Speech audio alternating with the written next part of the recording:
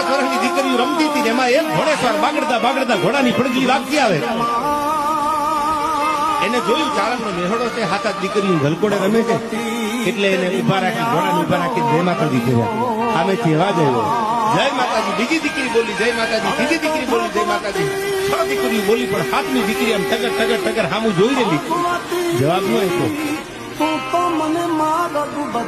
એટલે ઘોડામાંથી બેઠેલો રાજપૂત એને નક્કી કર્યું કે મારે ક્યાંક જય માતાજી કરવામાં ભૂલ તો નથી. એટલે એને ઘોડાના પેગડામાંથી પગ લીધો અને લાકડી પડે પગમાં પડીને એટલું કીધું કે જય માતાજી. તેથી 7 વર્ષની દીકરી સાંભળજો, મઠમાં બેઠી જઈને વાત કરું તમને.